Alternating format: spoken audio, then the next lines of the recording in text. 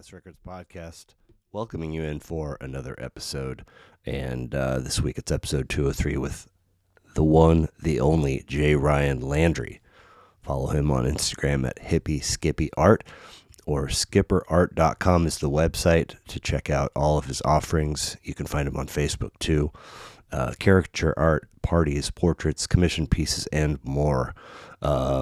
And his latest endeavor, KC Art Van Gogh in Raytown, kcart-vangogh.com. You can reach them at 816-388-0089 or at kcartvangogh@gmail.com. They've got studio spaces, membership options, and classes, so please give them a peek as well.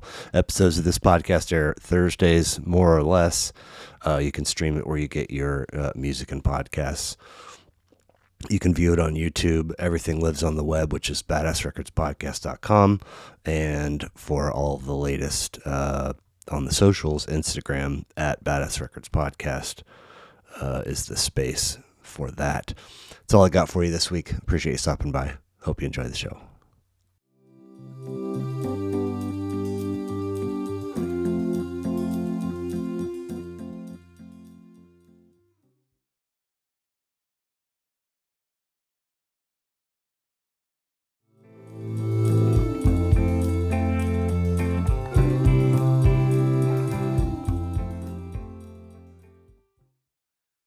Right on, man. All right, ready. Thank you. I appreciate you being here. And I think this so the marker's there as our reminder to have you sign when we're done.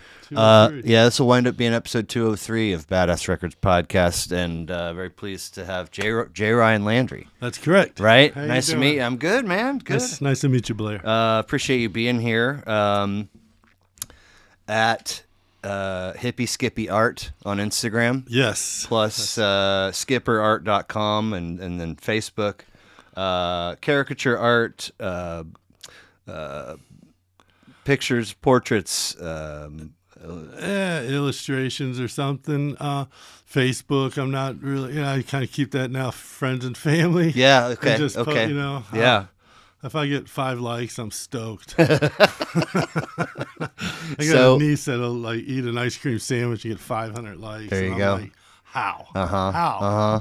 It's I nuts. worked my Yeah. butt off. Yeah. That's funny. So I came across your stuff because you did a caricature drawing of Sammy Sanchez at Trivia. Yes. At was it at Lifted Spirits? Yes, it was. Okay. That was a fun night. So Sammy has appeared on the podcast more than anyone else. Okay. He's super smart dude. Yeah. I mean, shit, he almost won Jeopardy. Oh, I'd love to be on Jeopardy, and I love trivia. Yeah. So I was really drawing them, and I'm just asking them trivia questions as I go. There'd be a song on. I'd be like, I'll try to trip them up or something. Yeah. It was kind of fun. I was like, man, I wish I was here earlier. Right. I would have tried it out. So He's also just kind of a music savant. I mean, he just knows. So I've had him. He's done discography episodes with me where we decide on an artist, and then we both listen to all that artist's records and then come together and talk about them for 3 freaking hours. I mean, he's great. Well, quick question for you. I was just watching this the other day about artists, musicians and stuff that have not been in the Hall of Fame. Cleveland, Okay. And I just was surprised to see Toto. Boston, Phil Collins. These are people that are not in the Hall of Fame. And Wow. And I was blown. I would love to hear him talk about Yeah. what he thinks. Or who he does. Boston and Phil Collins for sure. I don't know that Toto did a whole heck of a lot 2 beyond. songs. But I mean, I see their name they're I think there's a toilet named. Did you ever Toto? No. On the all right. I was always and then they got the dog too from exactly. Wizard of Oz, Exactly. So I don't know where they got that name, but so editorial cartoonist for the High Street Journal and the Oxford Press in Yes. Miami of Ohio. Yeah. Tell me about landing those gigs and what the gigs were like. I was bad at college Okay. classes, 8 o'clocks and stuff. And I mean, I was good test take. I got in and everything. I was like, all right, but I didn't know what to do. You know, like they kind of put pressure. I was undecided.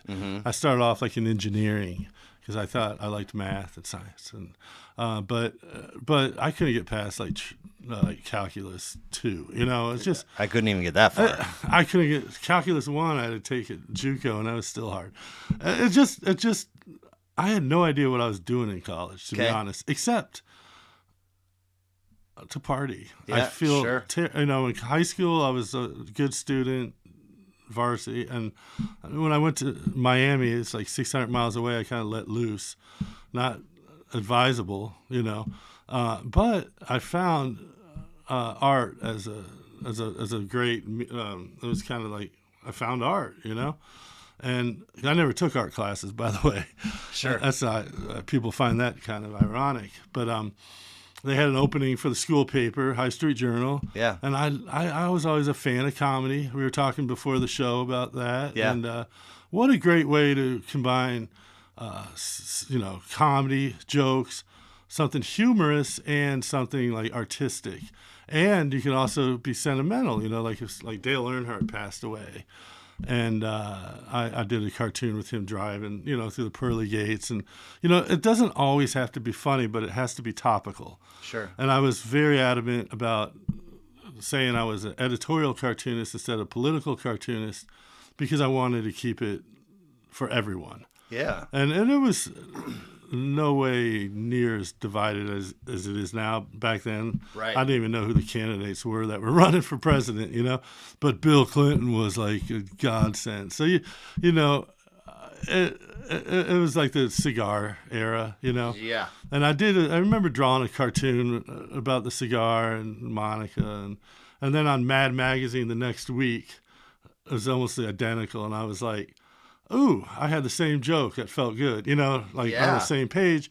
And I'm like, timestamp, because look at, mine came out before, so Yeah. I really enjoyed it because I try to come up with you want to be local first. Right. If you run out of ideas, maybe, a little bit national, but it just was a real pleasure. But at the same time, the internet came out, and I thought that would be a fad, but it didn't go away. So the internet really killed the newspaper. Oh my you God. see, Yeah. how thin the Washington Post just gone or did away with all fired sports or something. Yeah. Did they? Yeah. Bezos fired a bunch of good writers, and I think. Yeah, that's who owns the Post. Yeah. So, and then there were people that had Pulitzer Prize artists, cartoonists that weren't working anymore and stuff. So, and then if you pick up the Kansas City Star, you know how thin it is. Now, yeah. But it's like you adapt or die, and you got to try to find something different. But I really enjoyed that. I thought that because that was I don't know. I kind of just fell into it, And Really? yeah, they needed a cartoonist, and I was like, I'll give that a shot. But it felt like I'm not saying I was bad at school. I was just a bad student, Sure. I just didn't have the heart. Yeah. But I really found my heart in drawing and kind of try to be funny, like a comic or something. Like make someone laugh at least. Yeah. And do some good art. Nice. So you had both of those gigs at the same time, or one after the other? Oh, I had the student. I was at the student paper for how I said I was a bad student. Uh-huh. So I went to school more than 4 years. Sure. Not a doctor. Yeah. And no. Anyway, after that, Oxford Press was the city. Yeah. Miami's in Oxford. Yeah. So I just joined the city paper. Cool. So it was like once a week publication. Okay. Or my thing was once a week. Yeah. So. So you grew up in OP. How do you wind up at Miami of Ohio? I had a lot of family that went there. Okay. I applied to KU and I think Northwestern and Notre Dame and Miami, Ohio. And I I visited the campus and fell in love with it. It was in the fall, and I was like, dude, if I get accepted here, I'll go, out of everything. Yeah. And then I had a fallback, I'll go KU too. But I was like, I wanted to really go somewhere where I didn't start over fresh. I still had friends, too many high schoolers I knew went to K-State and KU and JoCo, and I was just looking for like a turn a page, new life. For sure. Something like that. Only name from my class that stands out, there was probably more than one, Matt Kilpatrick. No? Usually I'm pretty good at year older remembering. Than you. I don't know. Anyway, I remember being like, oh, wow, that's fat. Like, I didn't really know much about that school until I saw that he had declared that he was going there. And it seems to, from a distance, to be a beautiful campus, good in sports, good in academics, a fun place to be. I think they're like better in academics because, if they made it to like the basketball tournament second round, that was huge. Of course. And we had Wally Zerbiak, if anyone. Yeah. But our biggest athlete that went there was Ben Roethlisberger. Yep. And so I got to see him, but I had no idea he would be, the Pittsburgh quarterback that won a couple Super Bowls. Yeah. So we have our like diamonds in the rough, but I think they had a great hockey team. Yeah, up absolutely. in Miami. Yeah. And enjoyed going to a couple games. Nice. But we weren't sports. It wasn't really a sports oriented. Right. Right. So you've got graphic designer and T-shirts, holiday cards, posters, and book illustrations. In addition to caricature drawings and parties and commissioned work. How were you able to diversify your talent into so many different lanes?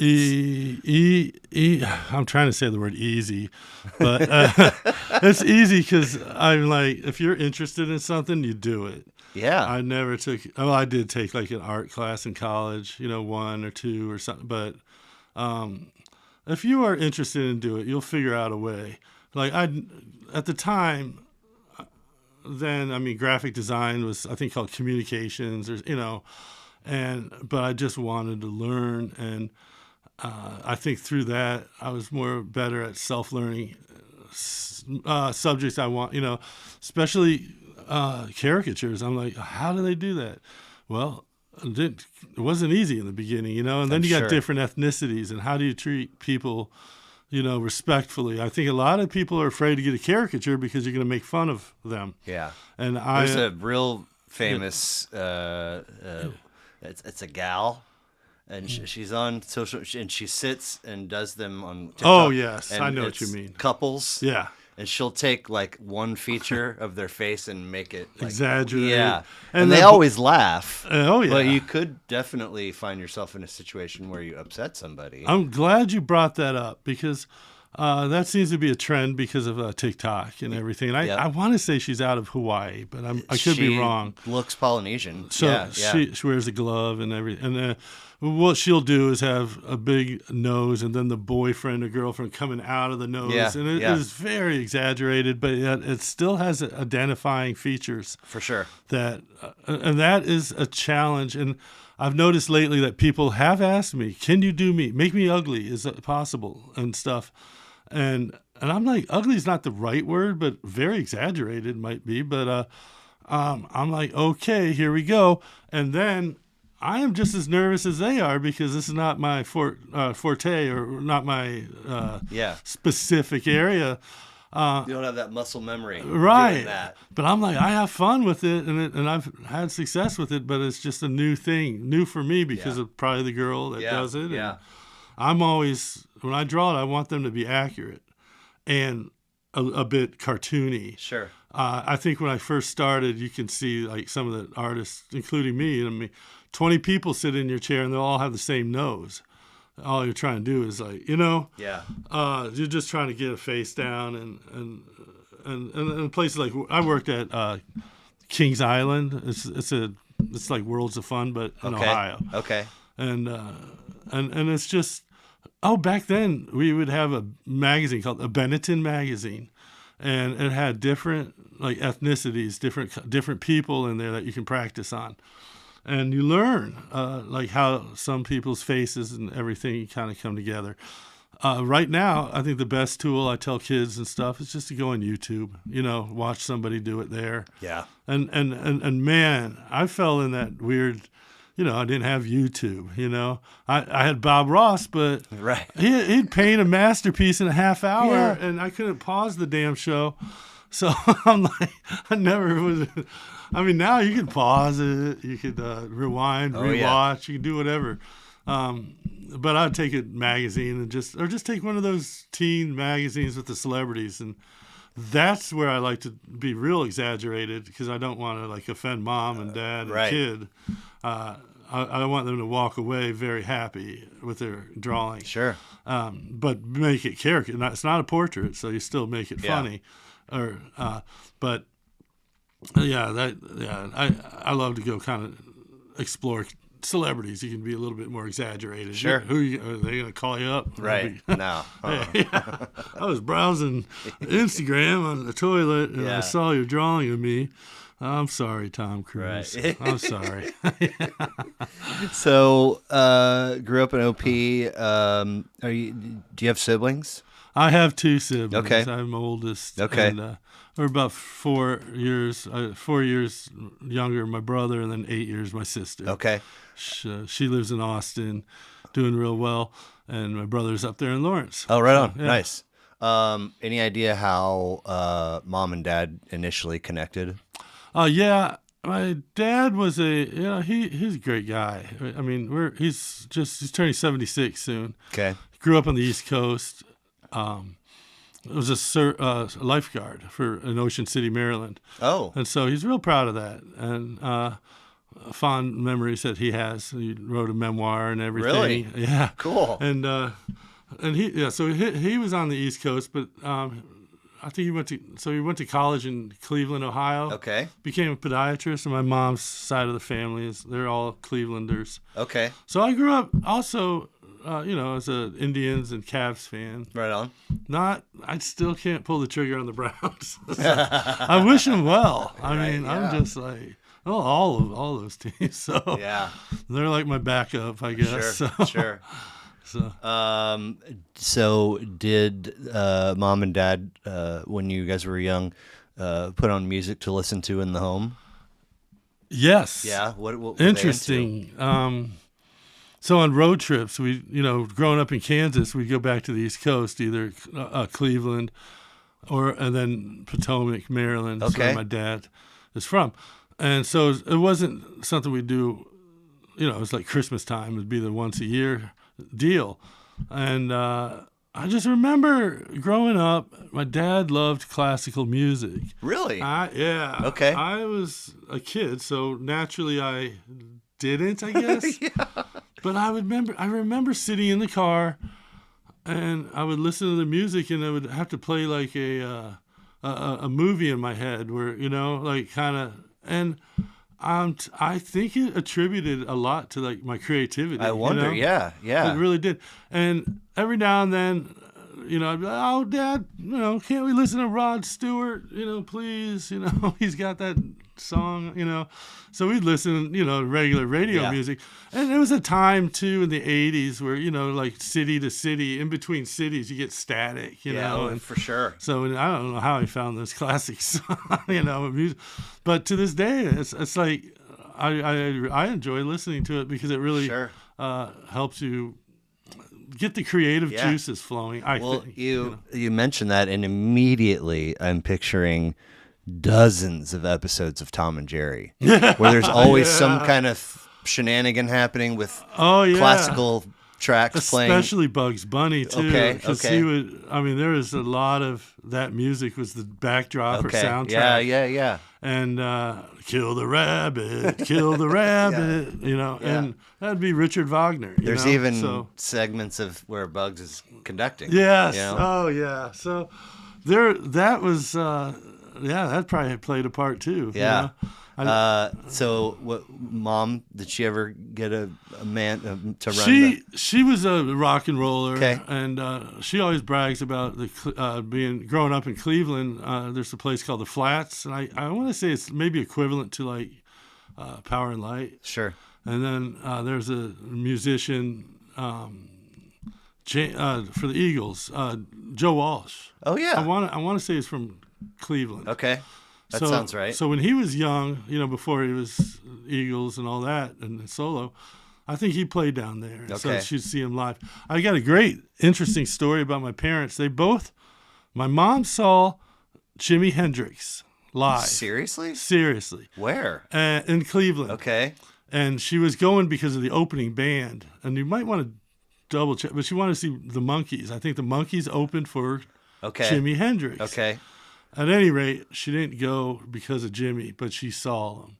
And now, I don't know what year it was, but it was early, And then my dad, and he did go a year to Miami University, University of Miami in Florida, where infamously Jim Morrison and the Doors played.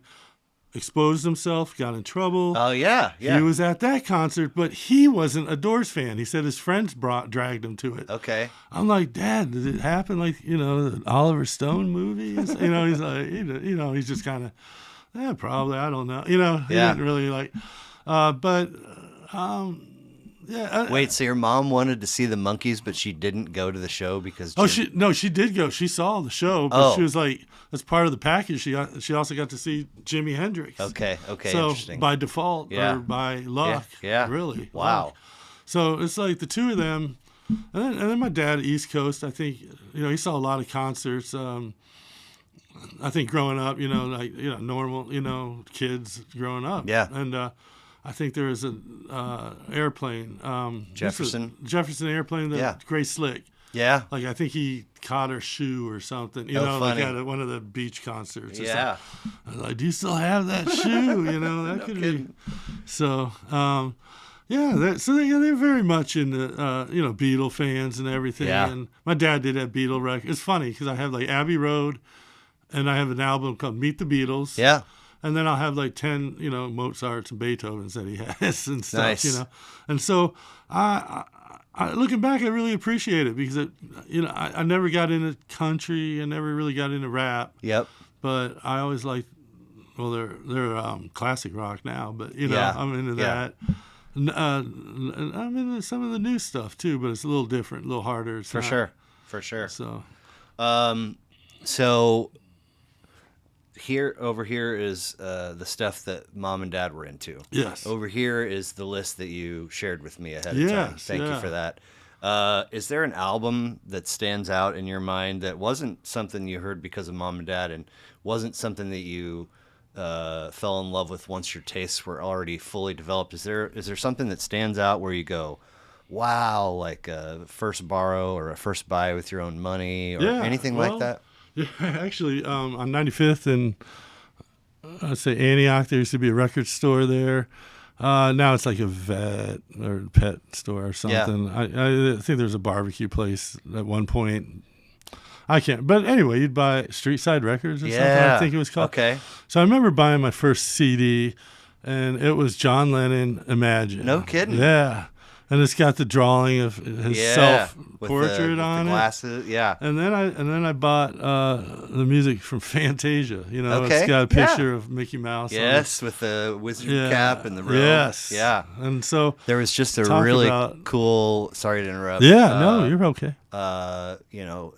Winter Olympics just concluded Sunday with. Men's and women's hockey both winning gold. But there was an intermission. There's 3 periods in a hockey game, so you got 2 intermissions. I don't remember who was playing. It was earlier in the tournament, but they played Imagine through the PA and the whole it's crowd universal, isn't it? Singing, like swaying, and it's just that's what we more of that, please. Yeah. Anyway, you bought Imagine and Fantasia. I did. If you don't mind, I'll share a quick story about 1980. I'd have been 5 years old. I remember this to the T.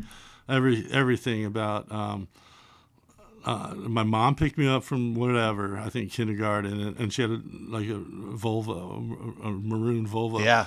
And wintertime, and the song "Woman" came on by John Lennon. Woman, Okay. I can hardly express my inner thought. And she started crying.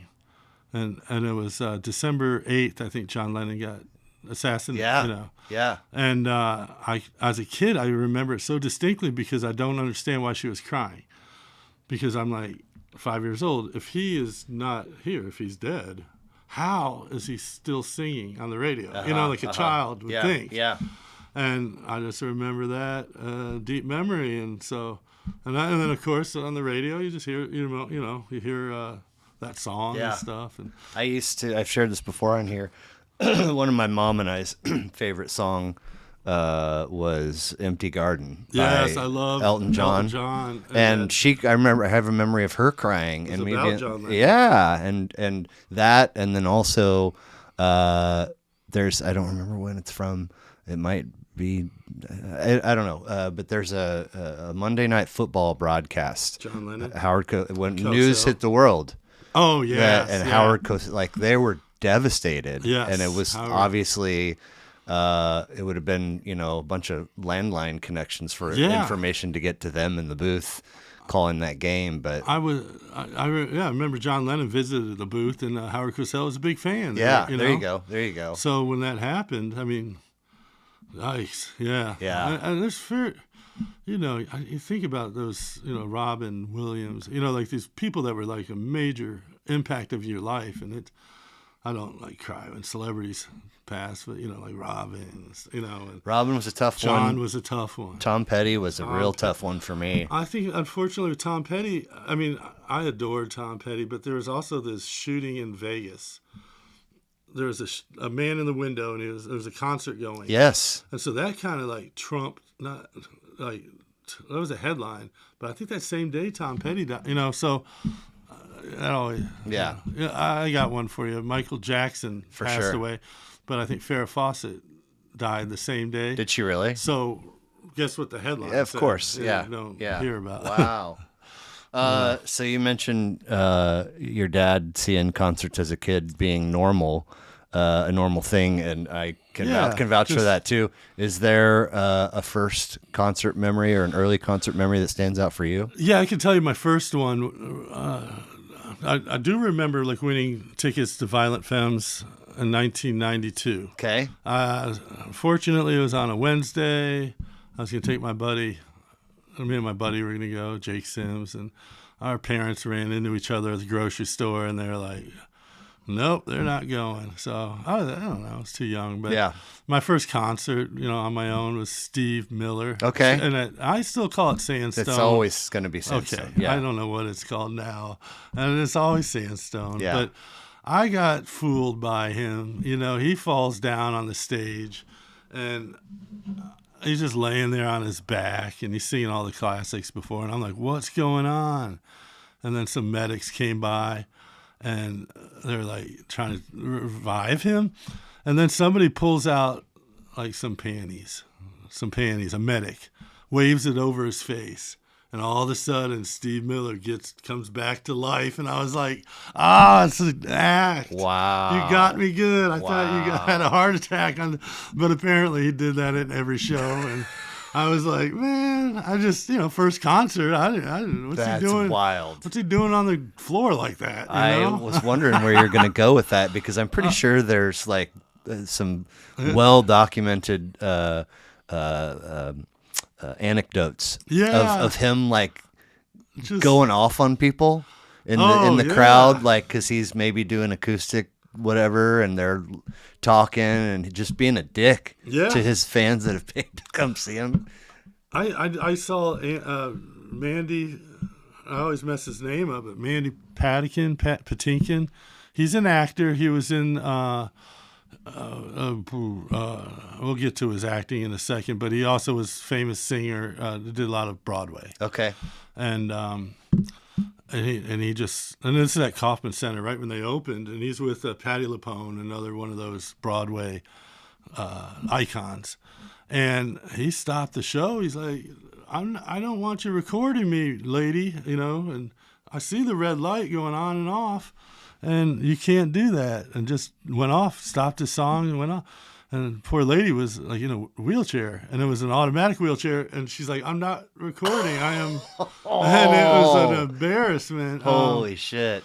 What's that movie? God, I'll come back to it. But he was like in Criminal Minds. Okay. He was famous for that movie with Andre the Giant that Rob Reiner directed. Princess Bride. He was Montoya. Seriously? That's him. Yeah. Okay. I'm butchering it. It's all his good. Character's name, but my name is Inigo Montoya. Yes, everyone. I never put that to memory, but that's who he was. But he also had a very big Broadway career too. Okay. So. Okay. That reminds me of also I've mentioned this on here before. The hell is his name? So Justin Bieber has this comic on at the roast of Justin Bieber. Yeah, because it's his favorite comic. Chris D'Elia. Yeah. And at the time, everybody was like, "Who?" Yeah. He's like, "Yeah, he's my favorite," and whatever. It was like, okay. And then he had a Netflix special. He got a Netflix special out of that appearance, and then he's kind of okay. Now he's made it, and blah blah blah. And then he gets in trouble, and there's Snapchat. Yeah, Snapchat. Yeah. And there's an interview. He's on a podcast or whatever, and they're like, you gotten some. He's like, yeah, I don't. It's all a bunch of bullshit because like, where's the evidence? Snapchat, it goes away after you. So, and they're like, yeah, but people screenshot it. And he's like, he just freezes. He's like, oh, I didn't know. I'm kind of glad I was a little bit older.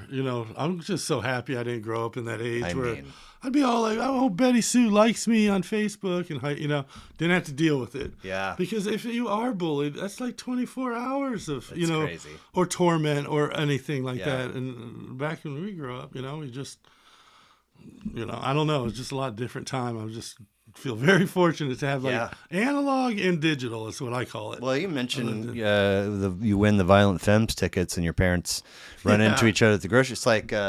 Our daughter will be texting while she's at school about, hey, such and such is going on and everybody's going to go and love to blah, blah, blah. That used to be a thing. The way that used to go down is the kid has the experience at school and comes home and tells you about it that evening. Yeah. And then your parents, and so a whole day. It's great. But now it's just. There's a grapevine. Yeah. Like the telephone game. Should we pause for a quick second? Take a quick second. Yeah. So, we've got Fantasia and Imagine, and then we missed Violent Femmes, but go to Steve Miller and he has the panties. God, I was like red panties, and he's like, he sits up, and you're like, wow. And like I was young. I was too young to like get the joke, or I got the joke. Yeah. I do have 4 albums, cassettes I read back on. Yeah, mm-hmm. I got a good one for you. I got 4 cassettes that I got from Columbia House for a penny. Okay, yeah. And this would be my first 4 cassettes. And the first one was 1984 Van Halen. Great record. It was an awesome... Great album cover art. Yeah, the cherubs. Yeah. And I think it was Raphael cherubs. And then I got Motley Crue. Okay. Shout at the Devil. Yep. Twisted Sister. I don't know but it had the song. Burn in Hell. I know for a Catholic kid, this is like I went to confession. But the album cover with Dee Snider with all his makeup and pink TS. Bones or something. Mm-hmm, mm-hmm. And then I think the 4th one was Cinderella. Okay. They had a song. Long Cold Winter? I think so. I listened to that. Van Halen took the cake. That's the one that got worn out. Yeah. So I'll throw that in there too. Cool. That's another. So was there a moment where your talent, your artwork, your creativity, caricature, all the stuff where you go, man, like legitimately do this for a living and not have it be just a little side project, passion kind of thing. What made it passion? I guess in high school, teachers like paint something famous, and I was young enough, sophomore, 15. Yeah. I painted the Mona Lisa in oil, and I was like, "Dang, this looks like." I started with their hands, then I did the face, and then I got tired. I was like doing the background. That's boring. The hands and face are fun. I had problems with drawing her cleavage. I'm like, I don't want to make this line, It's like very subtle, I know. When I'm young and I'm just like, I'm drawing breasts. Yeah, yeah. I'm just, I'm immature, of course. Yeah. And yet I'm doing this, and it turned out really well. I still have a picture of it. I don't have the real. It's on canvas, and it just kind of escalated from there. Then I did like the Three Stooges. Wait, so did teachers and people react positively to? Yeah, so like the next year, or semester, or quarter, or whatever, I got to be in my own art class with the one other student. So it was just the two of us. Wow. And we were told just to do whatever, and so I would paint. That's awesome. Yeah, it was neat. It was like my first AP class or something. Again, I'm kind of a bad student, but if there's a subject I love, yeah, I ultimately majored in history. Okay. Because that's story time, and that's a very fun. I love that. Yeah. And that also kind of helped in cartoon editorial cartoons. But yeah. So I did get then burned you do out. the Three Stooges. I did Three Stooges. Also, I did like Disney characters. I did everything that entertained me, I guess. I painted like a clown on a bench, sad, or I saw it in a magazine. I was like, I wasn't original. I'm going to try to phrase this correctly, but I was really duplicating what I saw. Fair. I wasn't like some avant-garde artist on the, just like from my head. But I really enjoyed faces. I really enjoyed the hands. Even I liked the things people hated. A lot of people that did art maybe then were like, I like to do a field and stuff, or a tree, or something. Faces are so, as somebody with the tiniest shred of talent or ability, faces are terrifying. I dove right in, but I didn't do it freely. I would grit it out. I'd grit it out. That's fair. That's how we learned. Yeah. Or at least that's how the teacher taught it. And as you get better, your grid can get bigger, or etc. Or just repetition. You start to I call it the training wheels come off. After a while. Yeah. But you got to start somewhere. And I've never touched oil paint. My grandfather was an oil painter. Okay. And his brother. And it's kind of funny because I just recently I had to go on. They were very good, and he did the portraits and stuff. And I just recently went on eBay. I had to go on eBay to get their, buy their stuff. Your grandparents? Yeah, my he passed in I think 81 or something. Okay. So I never really, maybe 77. I don't have like memory of him, But through he left me his paintbrushes, and Cool. He had some neat. He did some paintings for like the Navy, for 50, I think he did like 10,000 paintings in 10 years, and he's got an old picture of him and Donald Rumsfeld. Oh wow! In 1976 together. Sure. Which he's long past. Yeah. And he's got his history, but in the newspaper he's got full head of hair, and oh wow! And so I think a couple of them were like hanging up in the Pentagon even. So we grew up knowing that, but and then of course visiting my grandma, on those road trips, we'd see his paintings and stuff. Yeah. And so he just had that reputation of being an artist, and I just dived in, and I was like, ooh, I did Mona Lisa, Yeah. But I hanging out with my friends and stuff. I love jokes, comedy movies. So I try to incorporate gags and funny, pictures. I didn't take it seriously. I mean, when you're good at, you don't. Yeah. I took it very goofballish. Yeah. In a way. Yeah.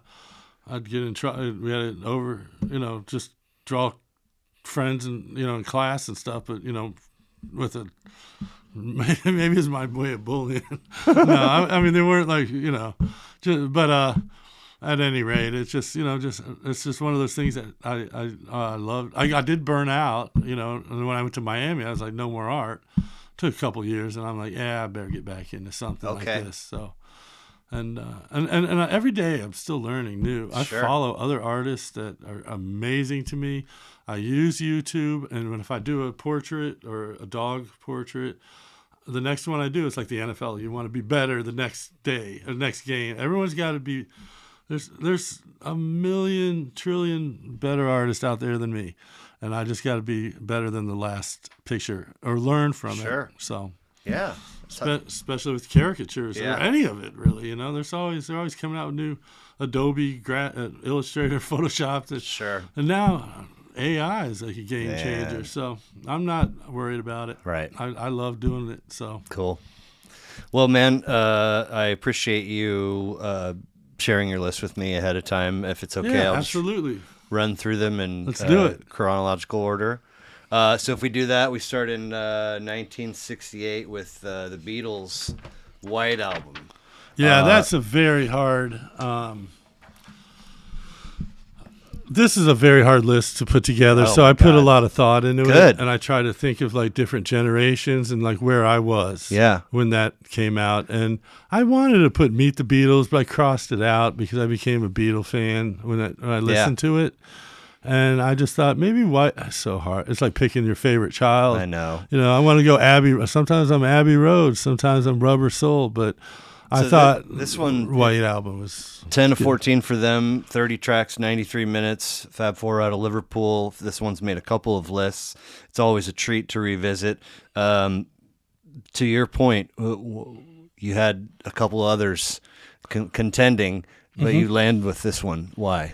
And this is did I put it as my? Oh shoot! I don't have my readers.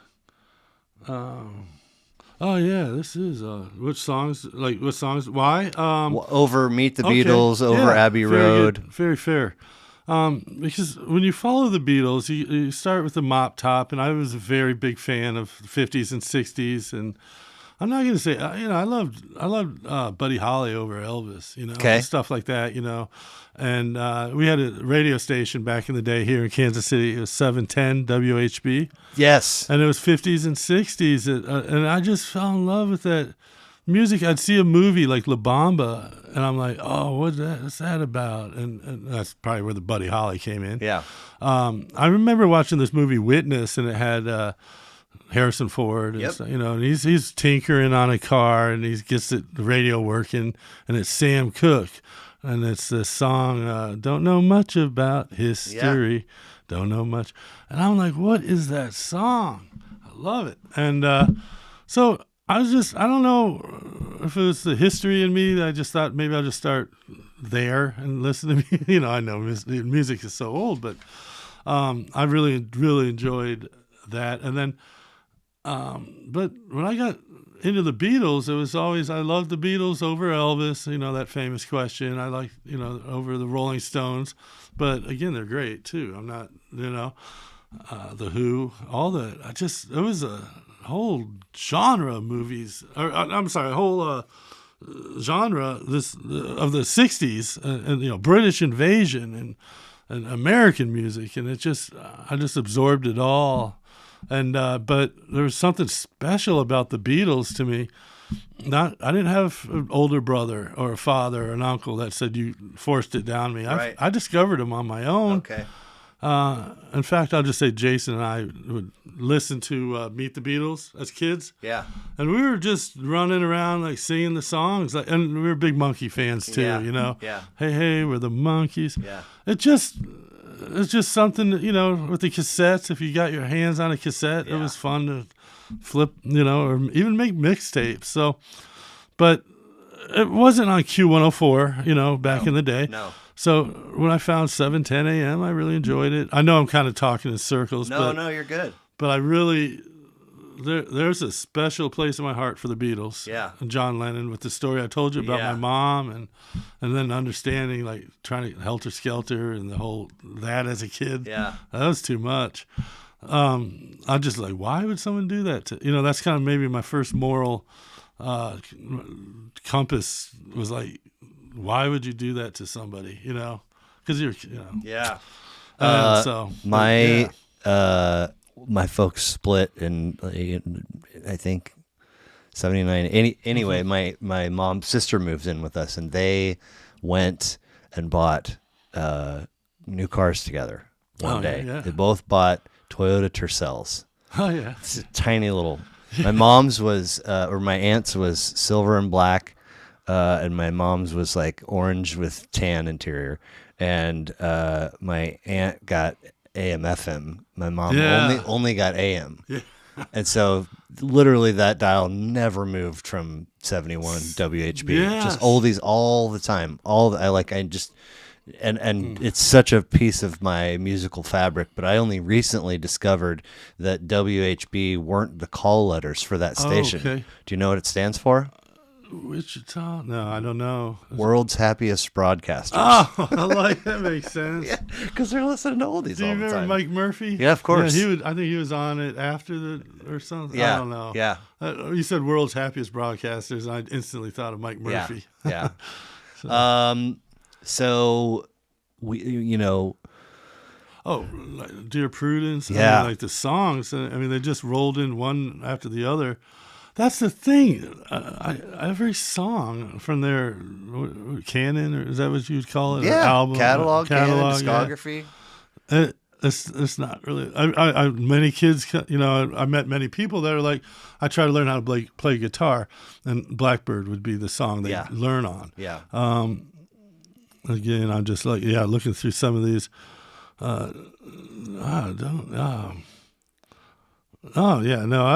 of them. Oh, Sexy Sadie. Yep. I had a dog named Sadie. I named the dog. Well, we named it, I guess, after Sadie. Yeah. Sexy Sadie. Yeah. Helter Skelter Yep. there. I mean, While My Guitar Gently Weeps is a fantastic one. I mean, that is loaded full of great ones. Now, I saw Paul McCartney as a Sprint Center at the time before the T-Mobile, and I'm going to say 2017. Okay. So 16 maybe. At any rate, I got my tickets off of Craigslist. $50. Dang. Day of, too. And I'm standing in line, and it was. I also saw him in '94 with the family.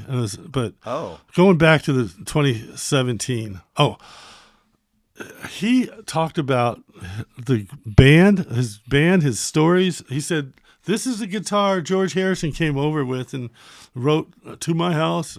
Pretend I'm talking in an English accent. Yeah. And he's like, "This is what," and he wrote, "While My Guitar Gently Weeps," at my house with this guitar, and then he'd play it, and then he'd talk about going to Russia and like how nervous they were, and all. It was not just him singing his music from the Beatles, but even some of his latest stuff, which was good too. Yeah, of course. So he was telling stories between songs. And in between, he would tell anecdotes, and I was just like, "This is a blessing." Now, the first time I saw him in '94 or '93, he was on tour, and I was at Arrowhead, and I remember my back being against it was like section 300 or whatever. Yeah. And the concrete's behind me. I could not see the stage, but I was just happy to be there. I needed to get the shirt so I can prove that I was there, Who cares where I sat? Right. I know the music, But, Beatles were a major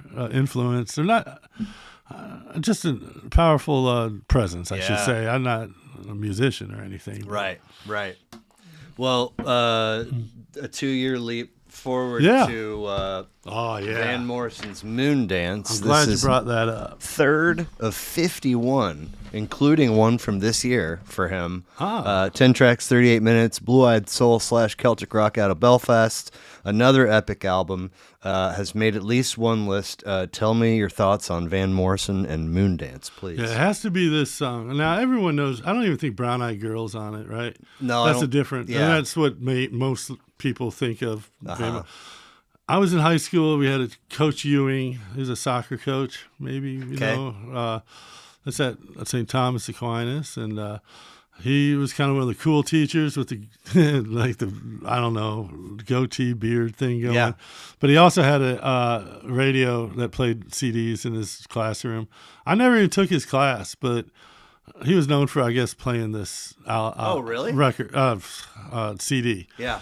And I listened to it, and then I think we had a prom or whatever, and I think the theme was Moondance even. So at any rate, when I got a hold of it, I just loved it it's almost like, from first song to last. And it's not something I could sing to, too. He wasn't like some, but when I listen to this or any of the songs on there, especially Moondance, I mean, it just takes me right back to high school. So of all the discs and music and albums, Beatles were talking a little bit grade school. I picked Van Morrison because it was definitely a high school. Of course, there were millions of other songs, but it really takes me back to Aquinas growing up. I love it. Yeah. Nice. So. And then we go 10 years forward to the Pretenders. Yeah. Self-titled, their debut, First to 12, still making records as recent as 3 years ago. This one's 12 tracks, 47 minutes. We stay in the UK with alternative rock out of Hereford, England. A podcast first. Talk to me about the Pretenders first hitting your radar and why this one makes J. Ryan Landry's list. I love Chrissy Hynde. Okay. And I really do like female rockers. There's something about them that absolutely. That's Joan Jett. Yep. And in fact, Joan Jett was kind of on the list. I crossed her off and went with Pretender, the Blackhearts and stuff. Yeah. There wasn't, in the 50s, 60s, you didn't, you kind of had Petula Clark and kind of, or even their Motown singers and stuff. There wasn't Diana Ross. I don't know. There's something, I'm going to say sexy about listening to like the Pretenders rocking. Absolutely, there is. Especially backed by a, all men and and then she just takes control. And I mean, God, you could put Talking Heads on my list, or Blondie was another. Yep. Me and my girl Angie, if she listens to this, we went and saw this movie, Help Me. I think it's called Help Me. It just came out. Okay. And it's kind of like a Survivor movie, but it's all fun, It's a real fun movie, date movie. And man, the opening credits and ending credits just blasting that Blondie, nice. And you're like, oh. So I had to play Blondie on the way home, with Apple. Yeah. So really, it's almost like a conglomerate, a combination of this. I like Garbage. I listened to that album.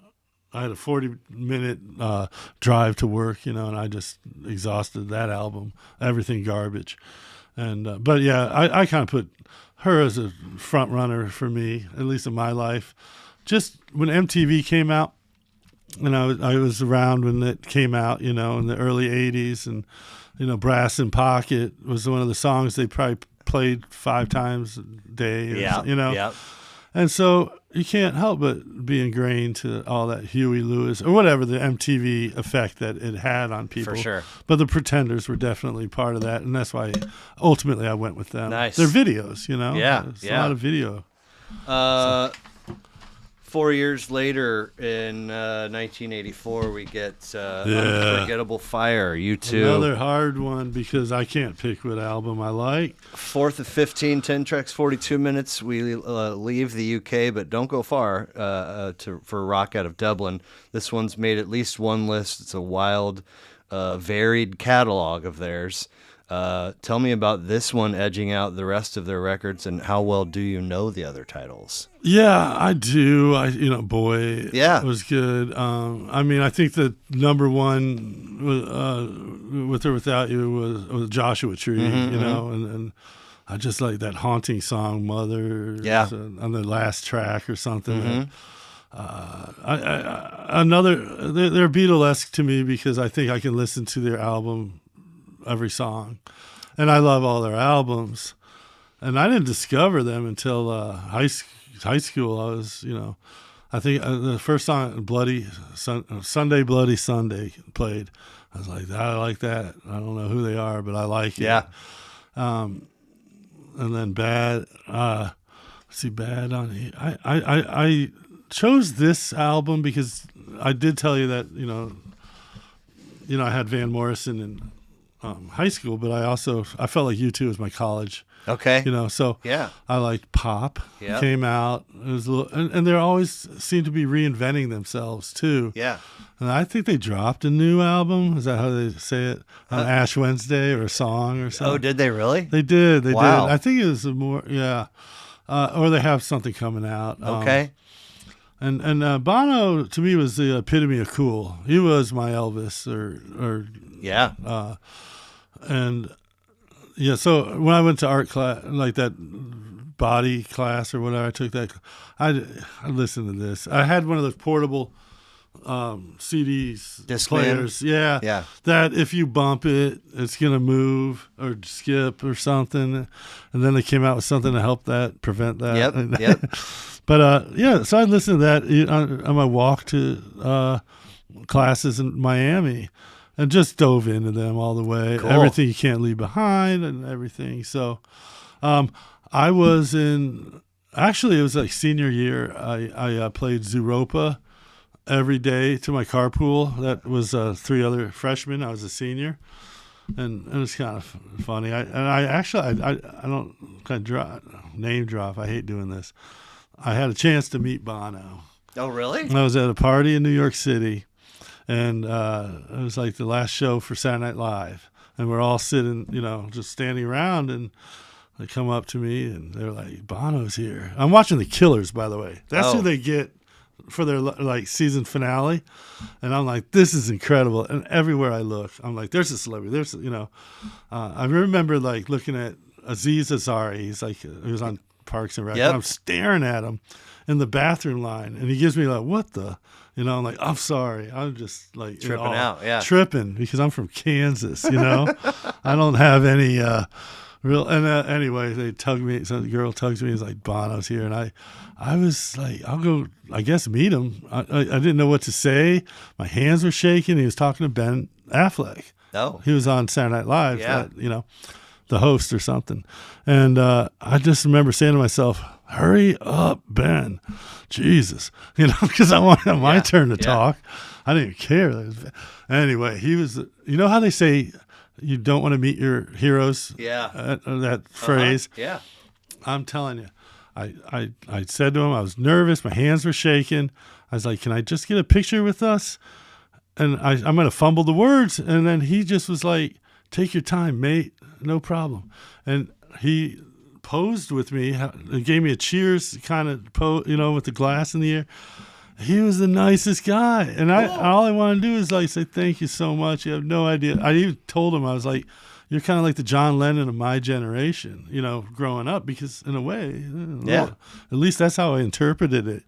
And I walked away, and I was like, that I can meet anybody. I can meet the Pope. I can meet any, because I won't be nervous because I'm at the top. Do you have the picture still? Yeah, absolutely. Nice. Very happy cool. to pull that up. Oh, that's cool. But so U2 was a major. So and then me and my sister went to Vegas to the Sphere. 2 years ago, I guess. Well, they were the first. Yeah, they were the first band to break open the Sphere. I'm telling you.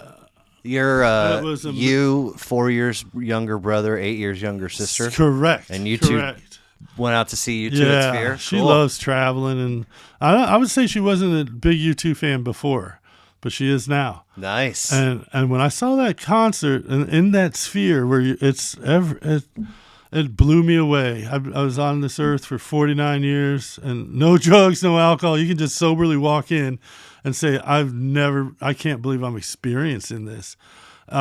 Just the optics and the lighting and the music. It was amazing. It was definitely one of the best times I've ever experienced. Very cool. So, but yeah, U2, and I picked Unforgettable Fire because it just reminded me of college, and it's kind of neat later in life to, they still are a part of my life. Hell yeah, I love it. So we do finally then come stateside to wrap things up with version 2.0. Oh, dang. Garbage. Shit, Adam. Wow. 1998, second of 8, including one from last year for them, 12 tracks, 49 minutes. Another podcast first. Alternative rock out of Madison, Wisconsin. Garbage has always been curious adjacent for me. Like I've always been aware of them, but never like been close with somebody that's like a huge Garbage fan, or I've never actually like sat down and put on one of their records until getting ready for this.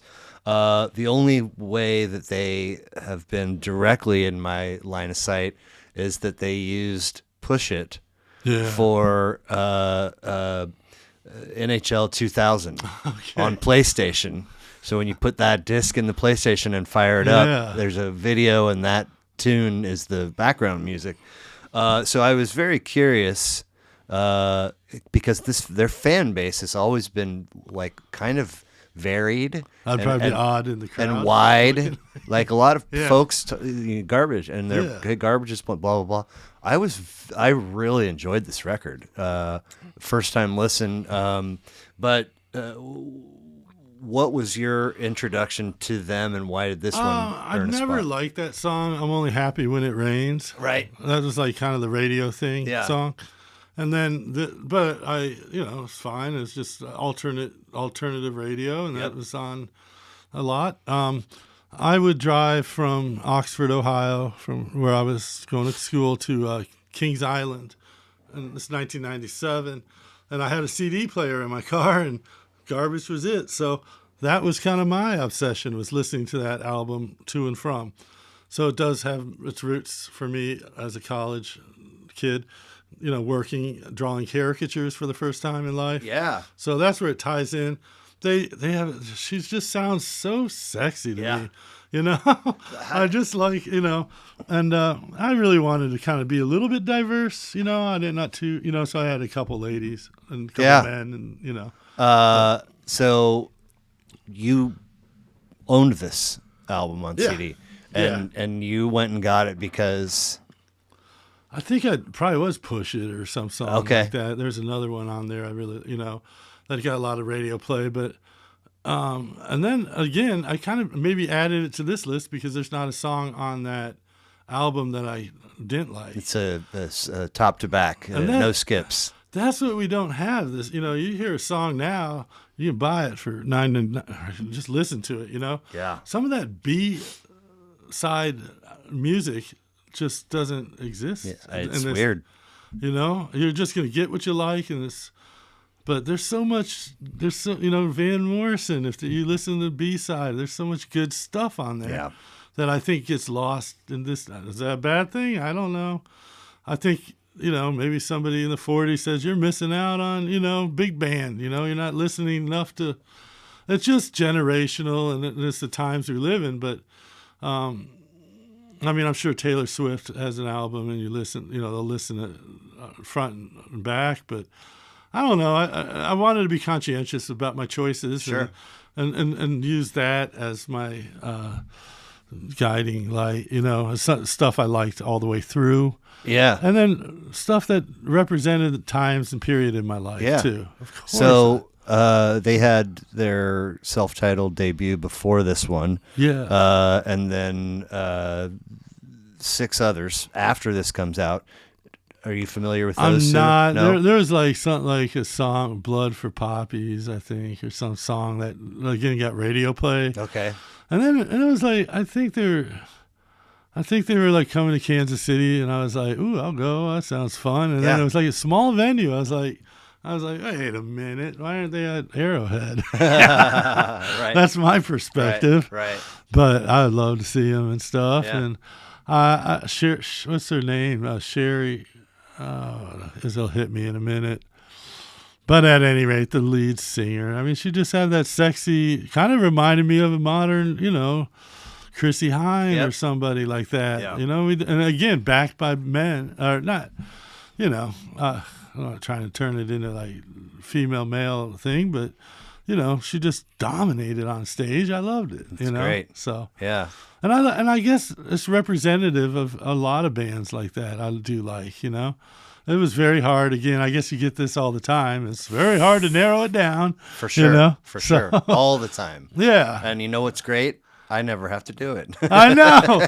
Well, here I am talking, we're on, talking about the Pretenders, and I'm bringing up Garbage. I probably would have kept my mouth shut if I knew. I forgot I picked it. It's okay. It's quite all right. I would have because I thought of it, probably 10 other bands I could easily replace. No worries. All good. All my children. Right, right. Love them all. Well, great list. It was super fun to actually.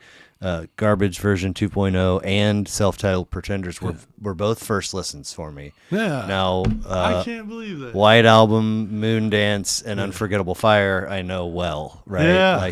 But it was a great collection. It was a lot of fun. I was trying to be. I didn't want to be too. I was like, should I add a country album? I don't. I'm not really good at. Nah. I'm happy. I'm happy that it's the first time I listen. I can watch a movie a million times in my life, but if I'm like with somebody that's never seen it, it's like it's the first time I'm seeing it because I'm with somebody that's never seen it. 1,000%. And that's how it feels to hear that. Yeah. So, I usually will close with a series of goofy questions. Absolutely. For you. I'll give you my best. And then we'll wrap and get you out of here after that. Sounds good.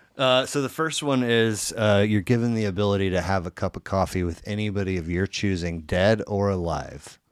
Who are you choosing and why? I'm going to go Jesus Christ. Seriously? Yeah. Nice. I mean, he has like a pretty good reputation. No, just kidding. No, I have some questions for him. It's not, Right. I mean, I want some answers too. Yeah. At the same time, I think he's and I was, as a history major, it's like I started to revisit things I learned growing up Catholic because I'm like, well, who's this Pontius Pilate? Who is it? Oh, the Romans. Oh, or these followers, these apostles. I'm taking it not from a religious perspective, but from a historic perspective. And I'm like, that's what they believed in. Then you got pagans, that's, so, and I know it's a very, it could be controversial, but at the same time, alive or dead, I would have some questions for him. I would love to, I'd be like, what am I drinking with you here? Yeah. Is this you? Yeah. Louis C.K. has a great bit where he reads a couple of stories from the Bible, which are fascinating, and then he goes, John tells here's the story, here's what happened, and then Luke goes, actually, here's what happened, and then he goes, Paul, shut up, you weren't even there. Yeah. I thought just real quick. I heard this somewhere, but it was like how we interpret what happened 2,000 years ago. Yeah. Pretend somebody 2,000 years from now interpreted what we talk about, and like what's the difference between a booty call and a butt dial? Because 2,000 years from now, that might sound like the same thing. So we know the difference. Right. I butt dialed my mom, but I would never booty call her, But I like that because I kind of try to like interpret what I think happened 2,000 years ago with that in mind. Yeah. I'm not going to be literal but that's why I'm like, I got some questions, man. I love to be curious. Yeah. It's a good answer. If we can pretend or imagine that we all have a personal and a professional bucket list, you're given all the necessary resources to go knock out your number one on each of those lists. What are those number ones? Personal, my bucket list would be involve travel. Okay. I would go around everywhere and see like historic sites and just beautiful sites. Like even the Antarctica might be pretty boring, but I can cross it off my bucket list. Might be pretty terrifying. It could too. You find an alien or somebody down there. Or go to the moon. Who knows? That qualifies as travel. Yeah. That might be closer than we think. Who knows? But no, travel. I would love to go to Europe. I would love to explore Africa. Just, I know that's kind of a big umbrella for, That's all I'd right. love to go to, China, just to see what that's. I mean, Shanghai, I heard it's like expensive, but it's what do they got going on over there? Mm-hmm. And then professional bucket list.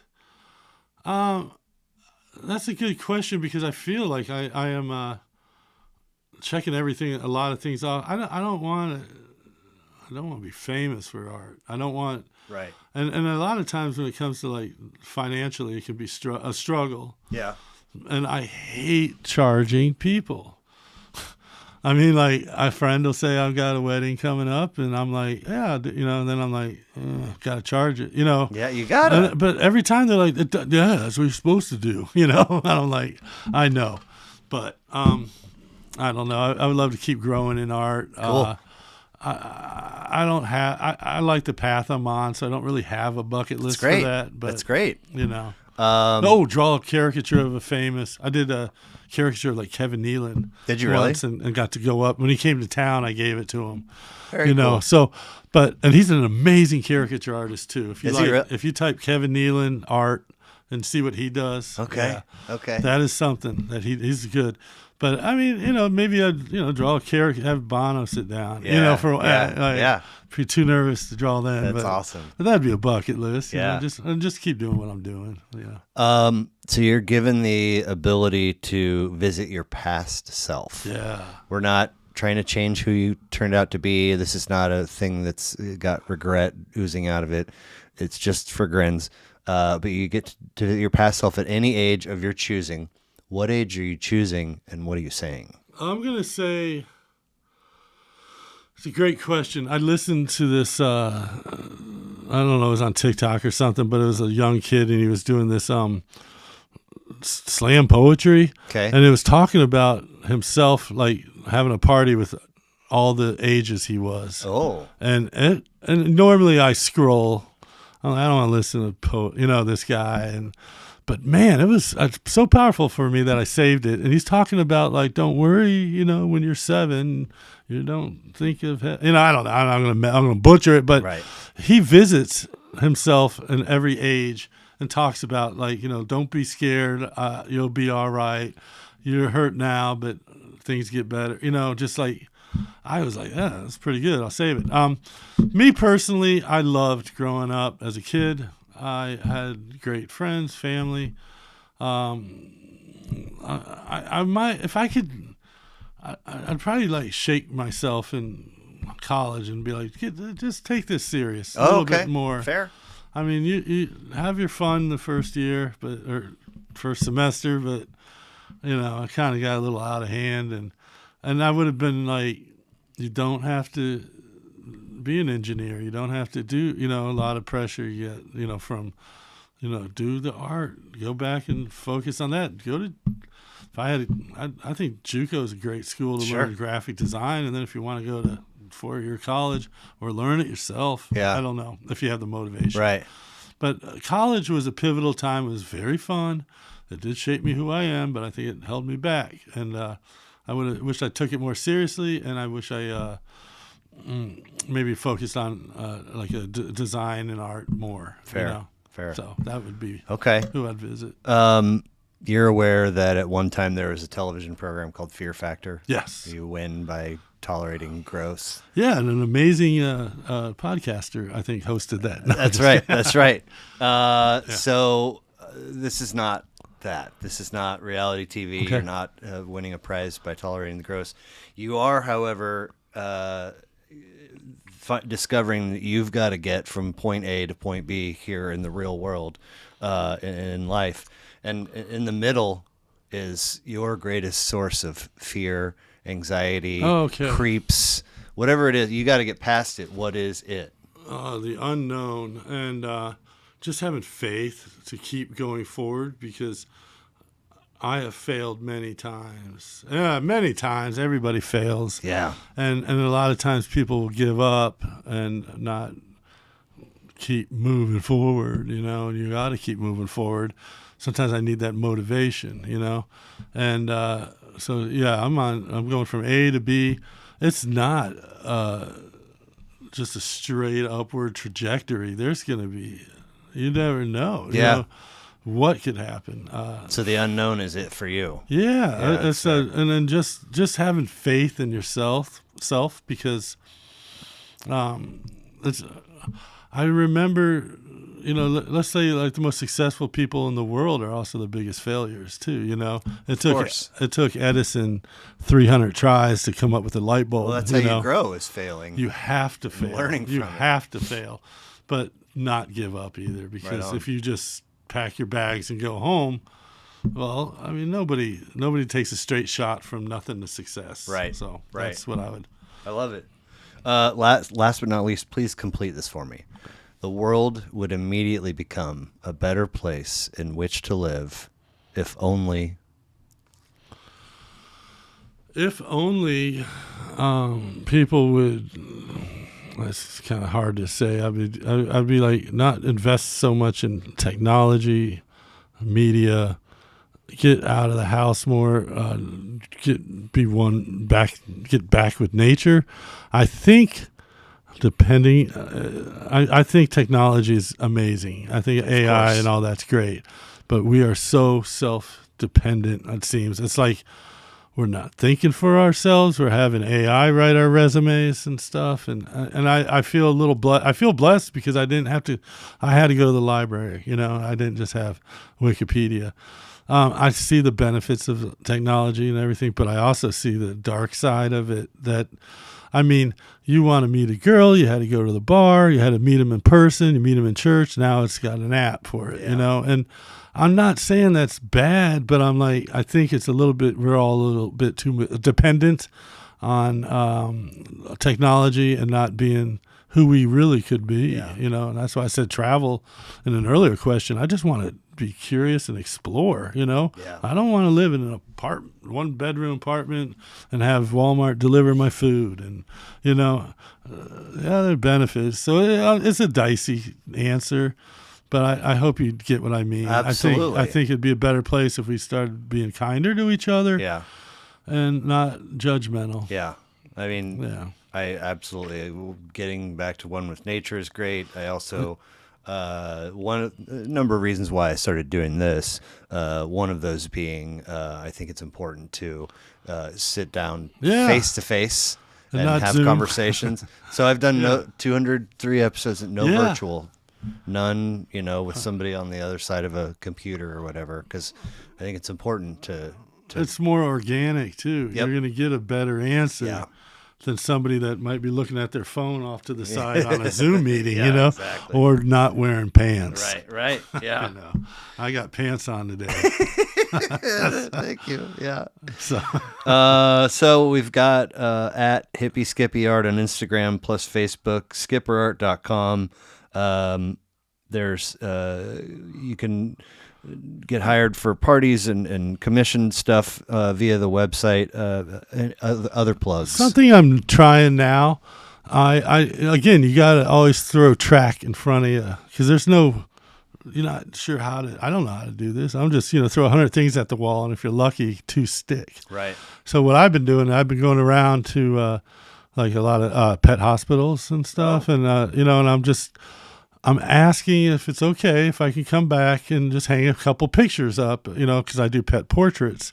So I went to about 30, Seriously. And I'm like, this is just my information. Don't lift a finger. This is for animal, I got a call the other day, and I was like, wow, that worked. So I'm going to go tomorrow, and I got them framed, and they're real beautiful pictures.